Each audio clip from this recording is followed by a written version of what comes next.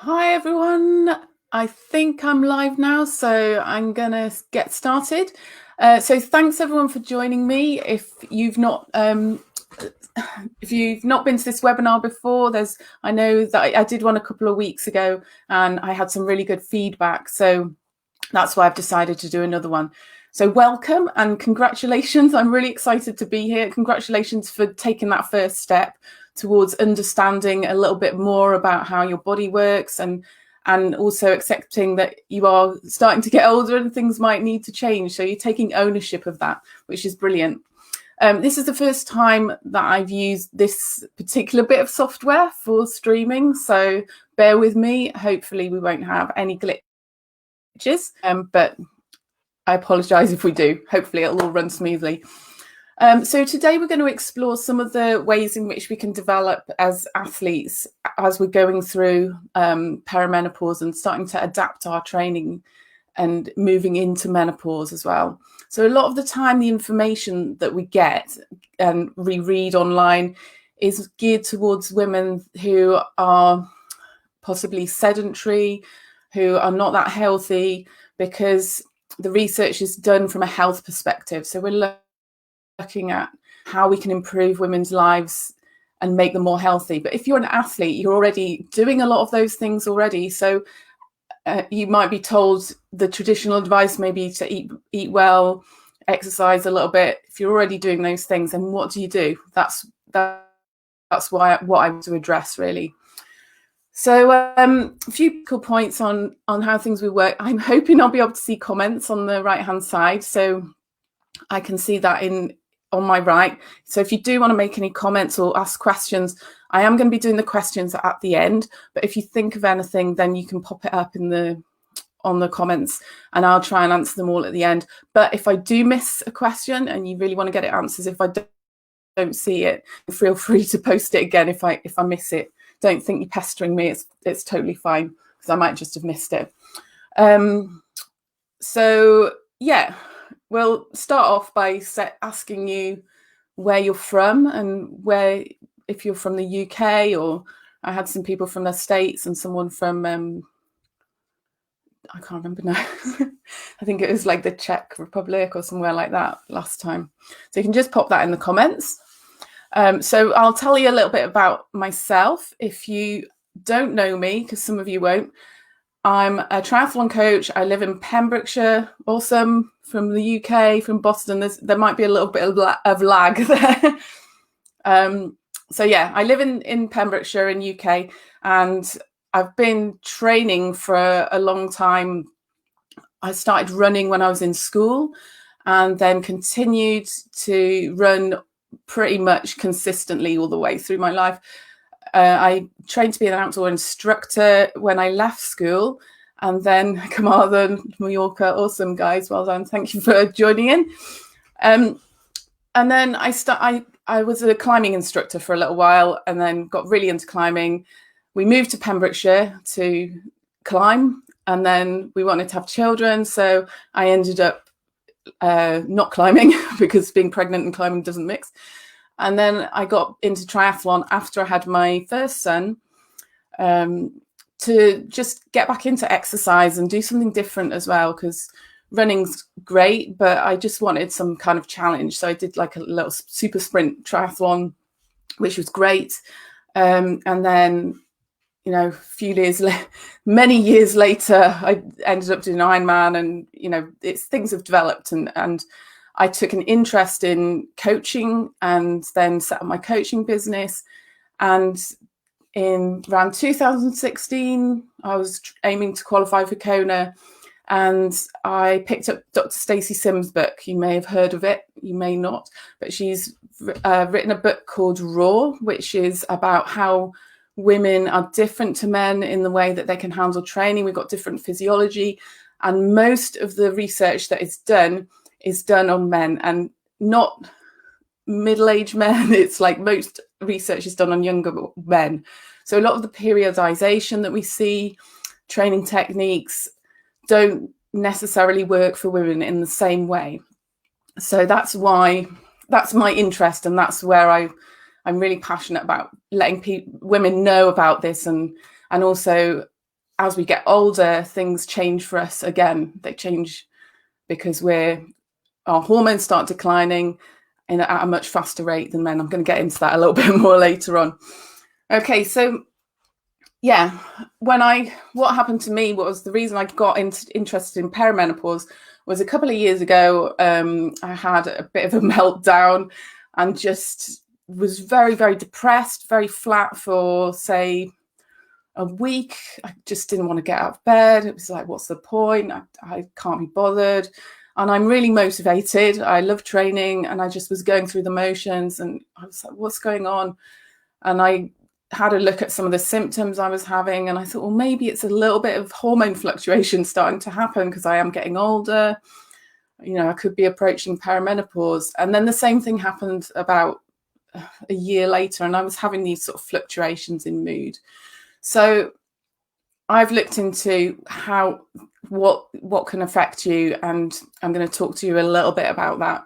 So I wanted to start off with a little story that I had from before I move on. Who does think they're perimenopausal or menopausal, possibly?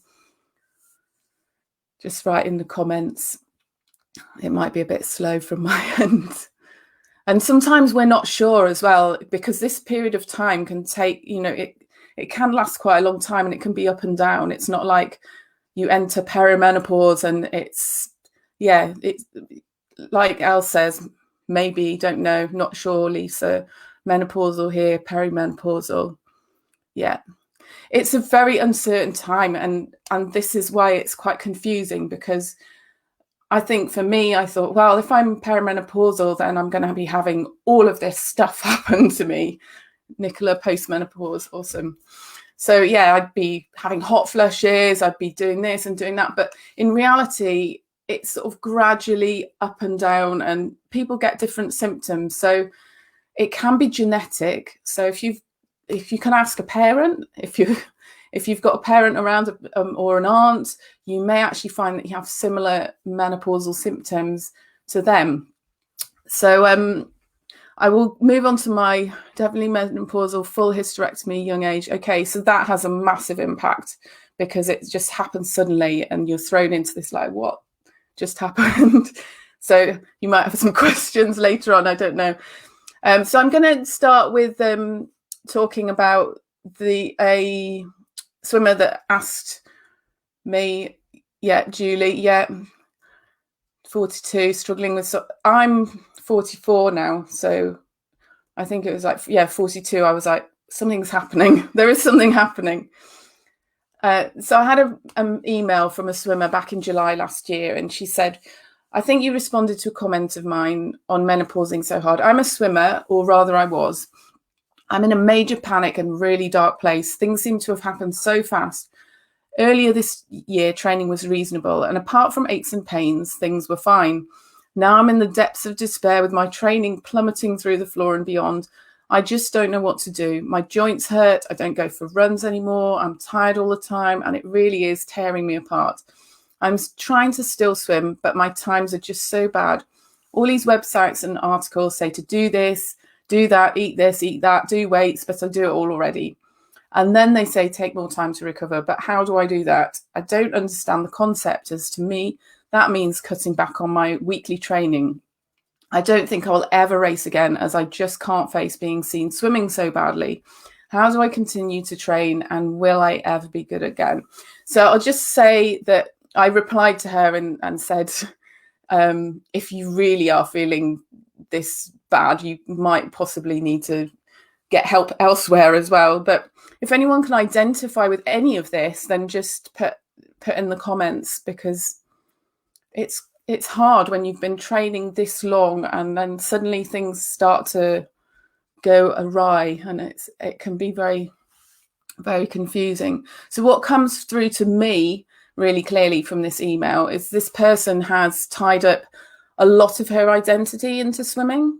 And now when she feels she can't perform as well, she's unable to move forward. So okay, Nicola, yeah. So some people can identify with this, which is great. Things are changing for her, and it sounds like she doesn't really want to recover. She doesn't want to kind of let go of that of the training and allow her body to recover, but she obviously needs to. And worried about the swim speed declining if she drops any of the training. So first of all, I would say that as you get older, eventually you are going to get slower. That is going to happen at some point. I mean, it's inevitable and it's normal, it's natural, and muscle loss is real. It's something that happens as you get older.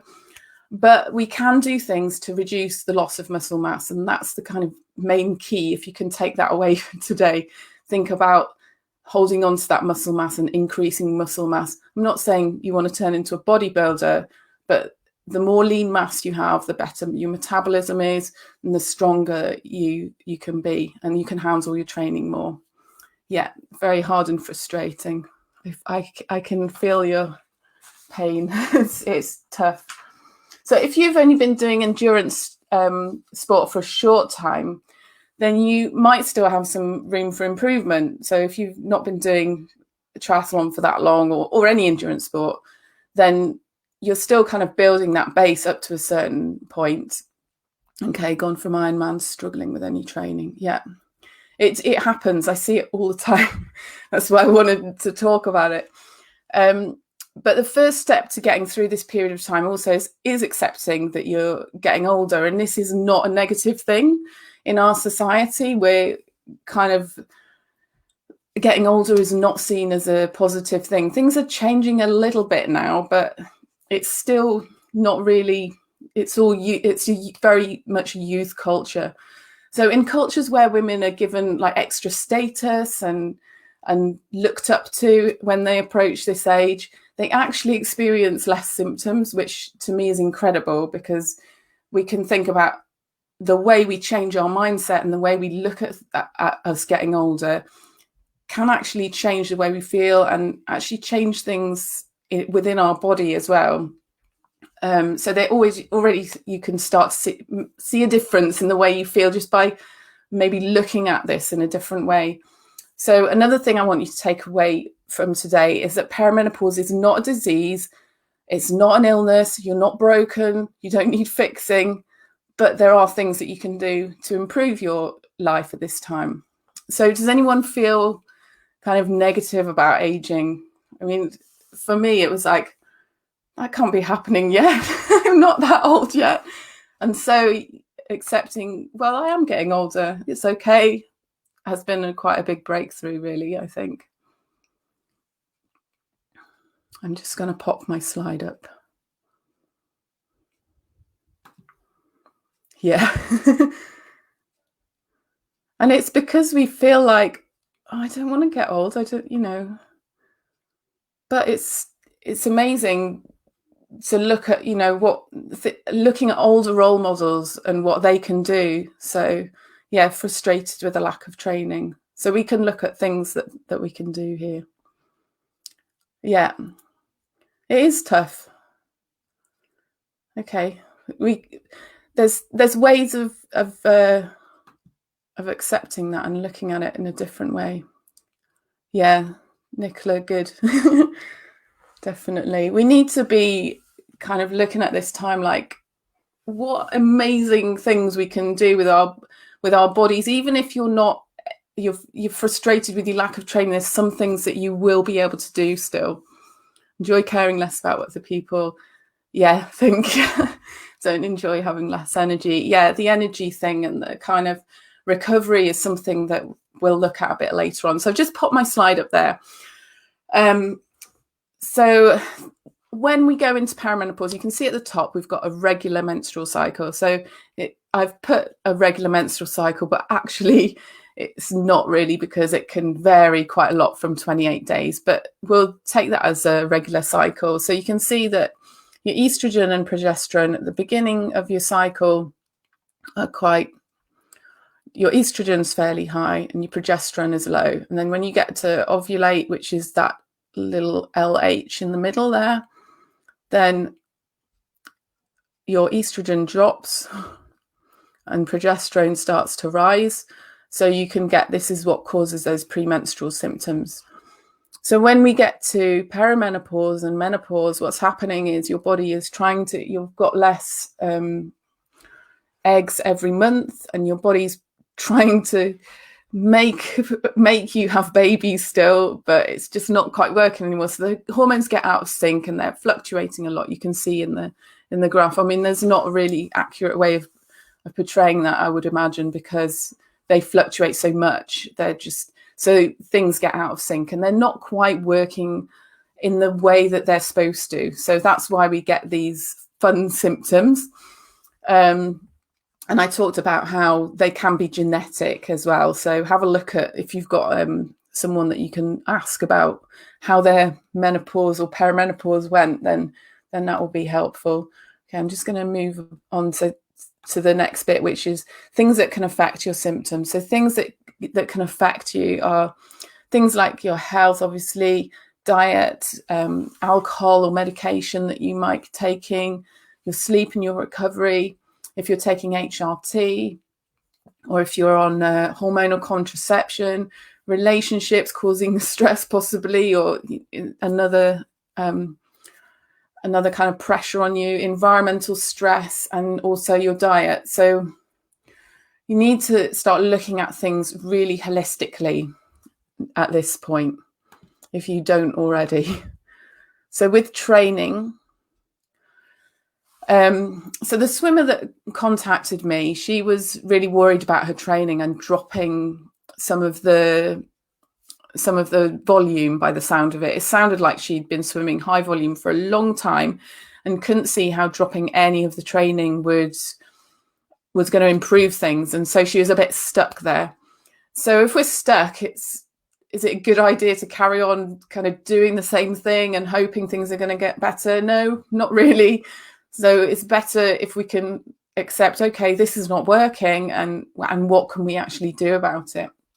So these are the bullet points here for you. I mean, there's a lot more that you can go into, but I'm keeping it down. I'm trying to keep it down to around 40 minutes with or an hour with questions at the end. We'll see what happens. So we've got heavy lifting. If you're not doing strength training, then one of the biggest benefits, when we talks about losing muscle mass, what happens is your body doesn't respond the same way to training. So you might have been able to kind of build muscle just riding on your bike before. Now you need to actually stress your muscles with some heavy lifting. And we're talking about heavy lifting for you. So if you've not done any heavy lifting before, don't go in the gym and start lifting huge heavy weights. You want to get used to the movements first. So if you can have someone look at you and kind of teach you some basic moves, then that's really helpful. So I talk about things like deadlift, squat, and some maybe lateral arm raises, or things that incorporate core, like full body movements, like a wood chop or something like that. But you need some help if you've never done anything like that before. If you've not done anything like that before, then you could start with some body weight stuff. And at the moment, we can't get to the gym, most of us. So you kind of have to that's what we were all having to do at the moment. And with the heavy lifting, you're looking at around 5 to 6 reps of that weight. So whatever you can do, 3 sets of 5 to 6 reps of, or even 3 reps. But you need to build into that a little bit. So I'm just putting a little warning out there. Be careful if you do start going to the gym and start lifting weights. Make sure that you're doing it properly, because you can get injured quite easily if you don't know what you're doing. But heavy lifting is one of the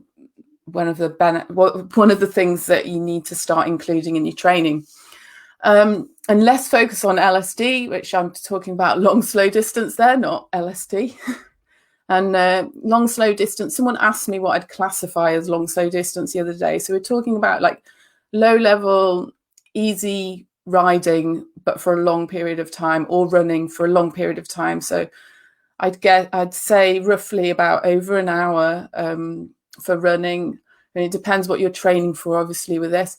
And then over 3 hours, really, cycling. So I'm not saying you won't do that in your training, but it would be, the mainstay of your training needs to knock back some of that mileage and focus more on quality than quantity. And then looking at introducing some high intensity. So that's hard efforts for a short amount of time.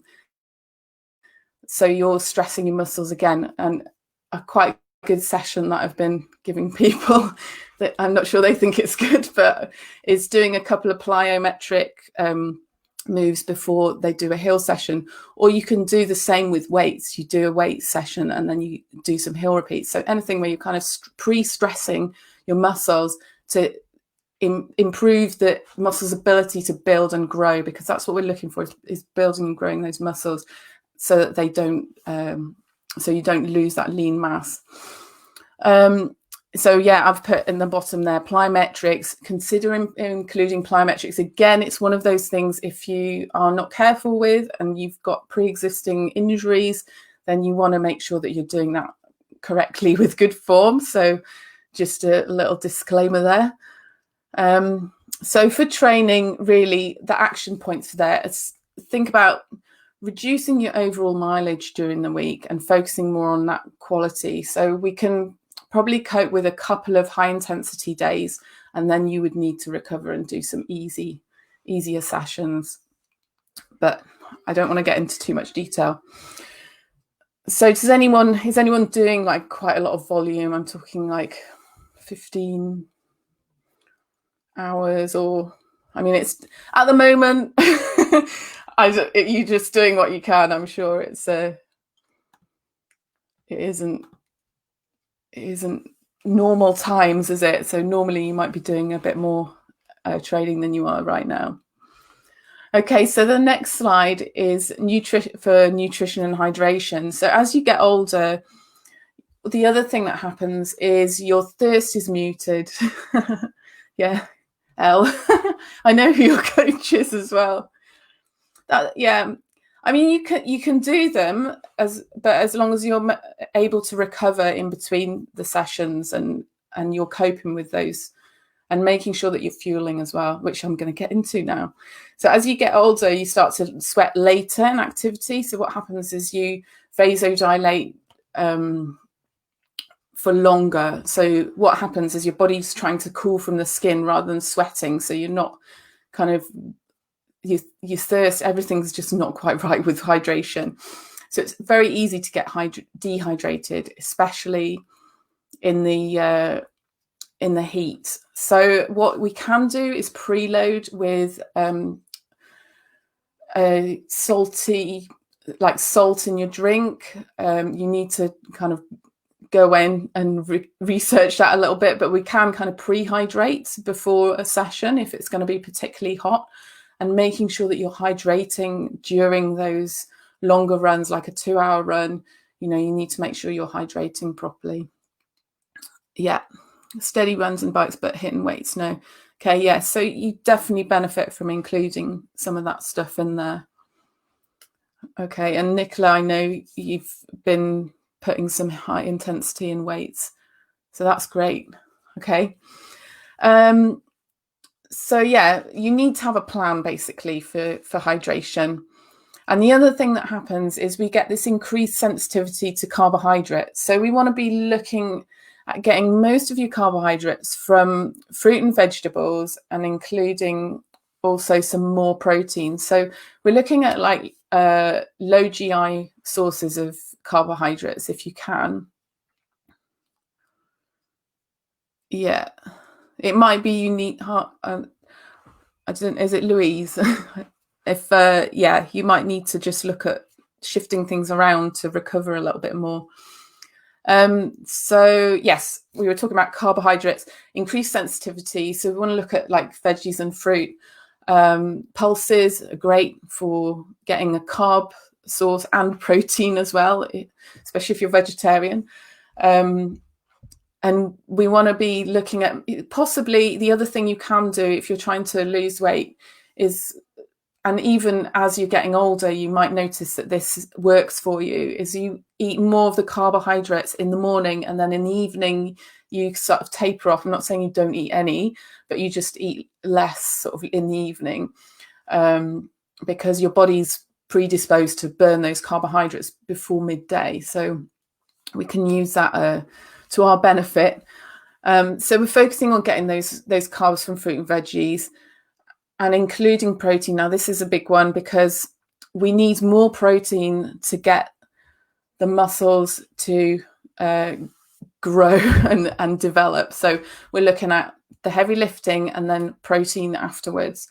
And most of the research says, say, 20 grams, but actually it's more like 40 grams for a perimenopausal woman, which is a lot of protein. And it is challenging to do this. I will say that it's not easy, but it can be done if you plan and you think about it. So, and you don't need to necessarily eat all of it all at once. So try and get some protein in within half an hour, possibly like 20 to 30 grams, and then top it up if you can do within an hour, just so that you're trying to get as much, you're helping your muscles as much as they can. That's what we need to remember. We're trying to help our muscles grow. That's what we want to happen.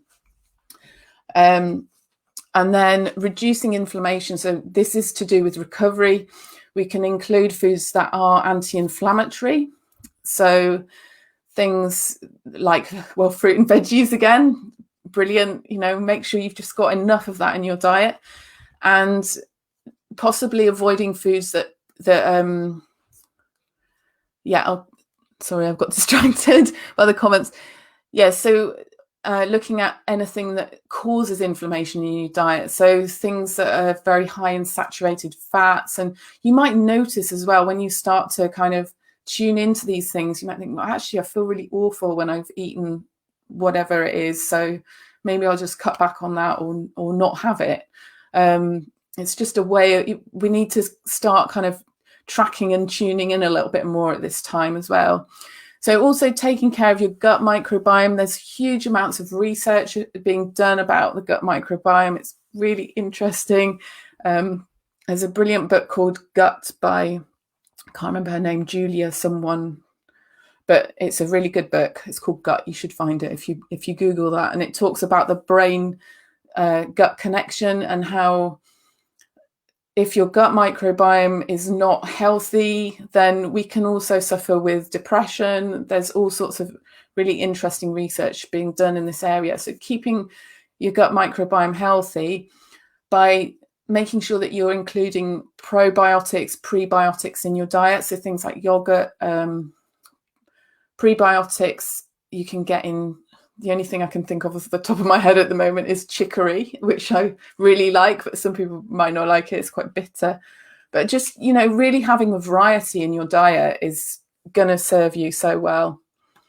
I'm just going to move on to the next slide, which is stress and recovery. So this is the thing that I think, a lot of people struggle with, because we're used to doing what we do, and stepping back from it is quite hard. So Paula, before I move on, using protein shakes, yes, it is good. That's fine. What I try to do is mix it up, so I don't always have protein shakes, because I just like to have other things in my diet. If you have the same thing all the time, it's about feeding that microbiome, giving it a lot of variety so that it stays healthy. So you can look at a good source of protein are things like cottage cheese or quark or yogurt. I'll think of some others, eggs, that kind of thing. Okay, so stress and recovery. Training stress. If you can think about your training as another stress in your life. So you can track your recovery by using an app called a heart rate variability app. I don't know if anyone's ever heard of those, but just let me know if you have. So what this does is it measures your heart rate. You measure your heart rate in the morning, and it measures the amount of time in between your heartbeats. And the more regular that is, the more stressed you are. So it's good for it to be irregular and for there to be varying times between the heartbeat. And a heart rate variability tool will actually track that for you and give you a bit of an idea of whether you're recovering or not. So I would recommend kind of looking into tracking in that way, and also tracking just, how you're feeling after working. Yeah, the watch ones aren't always, so they're not so, sorry, I'm just grabbing my phone because I've got the app here. They're not always accurate as some others. So I've got 2 on my phone. I'm using 2 at the moment. And there's heart rate variability one. You might not be able to see this actually. So it measures your, so it's this app here, heart rate variability. And you just put your finger on the back of the phone and it measures it for a minute, your heart rate. And it's a bit more accurate. And you can also get, the other one that I've got is an iSleep one. So this one works with a pulse oximeter. So you put that on your finger and you plug it into your phone, and that measures your heart rate another way. And I find that just gives me almost permission sometimes to go, yeah, you're not recovering properly. You need to take a bit of rest. So that's one way of tracking. Also, like I said, remember to write it down in your training diary as well. And then we've got lifestyle stresses. So if there's situations that are making you stressed, think about if there's anything you can do about that. There's lots of things that we can do to reduce stress in our life. And, work can be one of those stresses. And be aware that does have an impact on your recovery and your ability to recover and train. So all of these things combine to help or hinder our recovery. And sleep is the best form of recovery that you can have. And I know that when you're in perimenopause and menopause, sleep can be affected quite a lot. So what can you do about that? Well, if you know you've had a bad night's sleep, you know that you possibly might not be able to hit your training that day. You might be able to have like a nap or something. That's also possible if you can fit that into your day. It doesn't have to be long, but there's lots of research that shows that having these short naps can actually help your recovery a lot. Yeah, with night sweats. It ends up keeping you up at night, and then you don't sleep well and you feel awful the next day. So yeah, think about, and there's things that you can do before bed as well, to just kind of cool yourself down, pre-cool yourself. Think about, because you want to be the right temperature to fall asleep. There's an optimal temperature. I think it's like 16 degrees or something like that, which at the moment it's going to be a bit tough because it's quite warm. But yeah, you can also take tart cherry juice before bed, and that it's got melatonin in it, which is the sleep hormone, which also gets affected with your hormones fluctuating. So we're trying to create that kind of restful and calming atmosphere so that you can sleep, and also possibly putting some kind of active recovery. Thinking about sleep makes me stressed. Okay, so it sounds like you need to put something in place to reduce stress, and some kind of mindfulness, or I don't know, it's got to be something that floats your boat. So I do a lot of yoga because I find that really calms me down. I know some people use Headspace and things like that, meditation, whatever calms you down. You need to find a way of doing that, because it is really, really important. Okay, so what can you do today about this? I've got a PDF which you can fill in. I'm just going to put it up. Hang on. So yeah, what I'll do is I'll put the link for the PDF in the thing at the bottom. But I'm just going to show it to you up on the screen so you can see what I'm on about. Yeah, so it's basically just like an action point. So you have a look at all the things that I've talked about today, kind of think about where you can improve, and then just take one action point from there, and then see if you can do something about it this week or over the next few weeks. The insight timer. Okay, good. It's good if you found something. That's awesome. So yeah, be honest about this. If there's always something that we can improve on, and fill it in, and then make an action point from it. And then what would be really great is if you can share that action. You can make yourself accountable for it. If you want to put it on social media and tag me, then we can check in with you, make sure that you're doing that action, and hopefully that'll be of use to you. I'm just going to pop the link in for you. There we are. Hopefully that will work. I don't know if it will or not. If it doesn't, I'll try. I'll post it on my page or something like that. Yeah, and because you've come along to the webinar, what I've done is I've set up, I know some of you already in my Mighty Networks, my community of female triathletes, which is over there on Mighty Networks, and I didn't get the website for it, so I'm just going to pop that. So I've got a community there. The website's underneath, but I am going to actually put the link in there as well. What I'm planning to do is to put some stuff together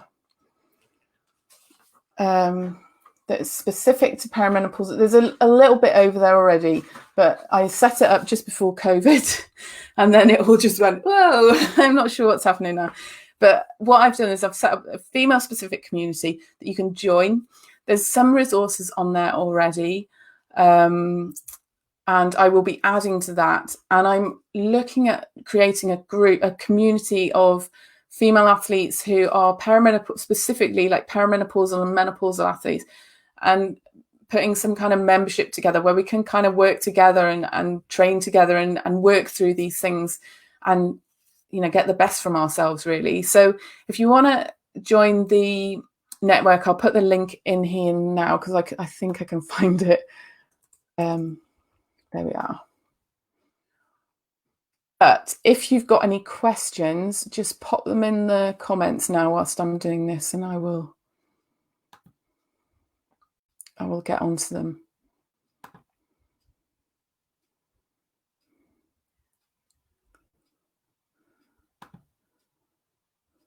I've just got to find the...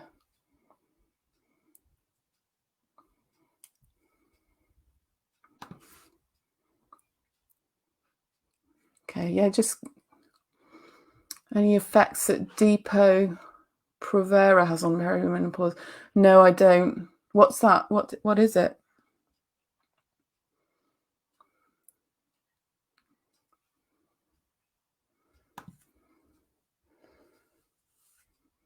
What's the... Sorry, you probably heard me, but the comments aren't coming through.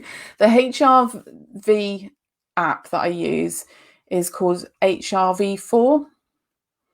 And there's also another one called iThlete. So I just pop that in the comments.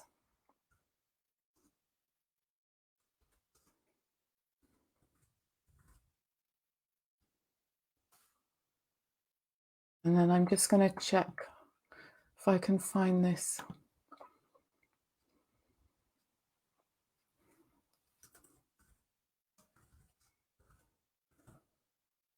There we are. Got it.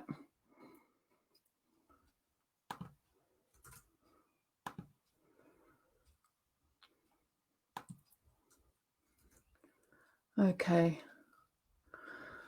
Right, yeah.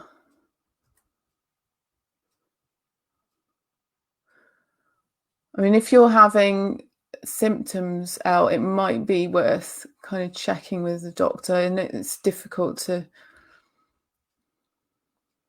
I know I had someone else who asked me about endometriosis, and it's not something I'm up on, really. Postmenopausal, doing long distance for 5 years. This year I've put on extra £10 and can't shift it. My wetsuit is very tight this year. Okay. So what kind of training are you doing, Kim?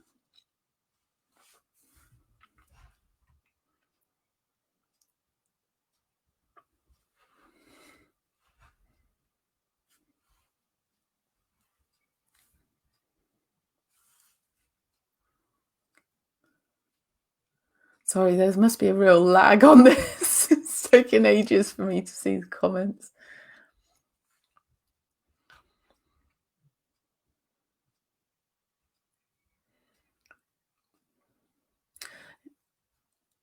Ironman about 12 hours. So like 12 hours of training a week.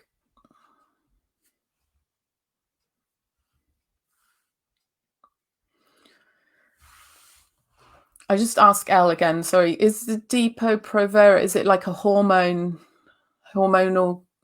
is it a pill? Is it like a, yep. Yeah, 12 hours. I mean, are you doing any high intensity or any weights or anything like that? Or is it all long, slow?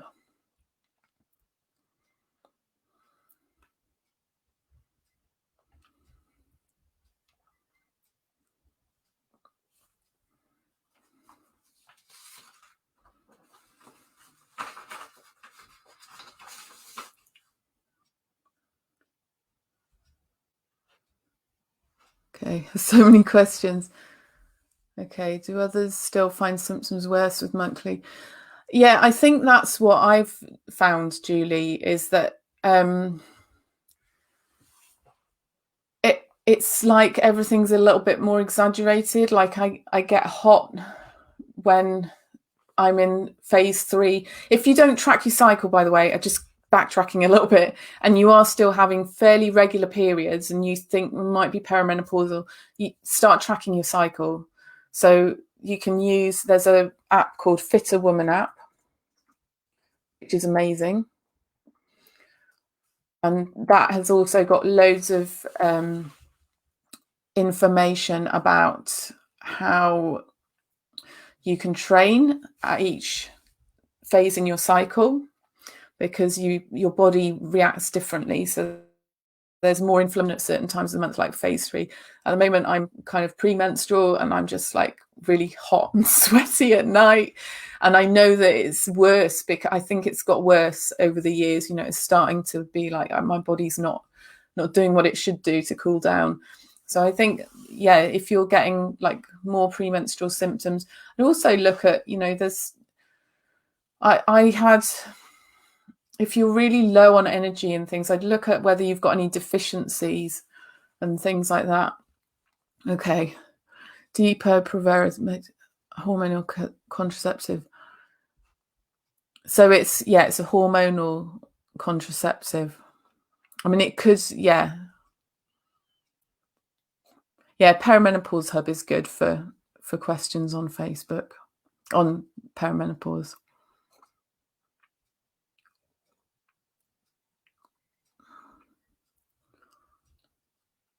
Yeah. Thanks, Louise.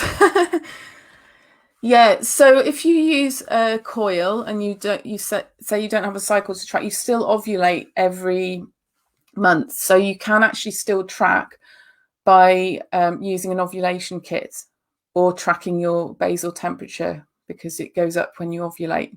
So you can still track if you use the coil. You can try that out, and then you kind of get an idea of where you are in your cycle.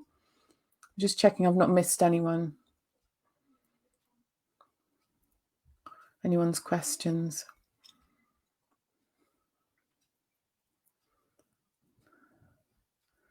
Okay. I'll give another sort of 5-10 minutes, and yeah, the Perimenopause Hub has got, I'm one of the experts on there, but there's also a lot of other people that have more knowledge in different areas as well, because obviously I'm a triathlon coach. That's the lens that I'm looking at everything through. So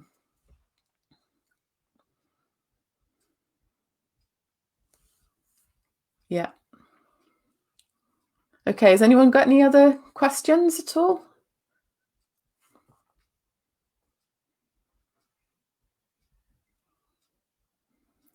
I don't know. It doesn't look like it, but I know there's that lag. If I see any questions that come up on the Facebook page, because I'll put the video up, so it'll be up there on my page. And I'll just answer this last question. And yeah, if you've got any other questions, I can answer them on there, and follow the page and follow the, if you go onto Mighty Networks, then you'll have access to whatever I set up for people. So struggled for energy with training when reduced carbs. Yes, you need to have enough carbs, definitely. So you need a lot of women under fuel for their training. So you don't want to eliminate them altogether. I'm all right, Elle, thanks. By the way. And thank you everybody for coming along. It's great to meet you, and good to hopefully help you out a little bit. Excellent. Yeah.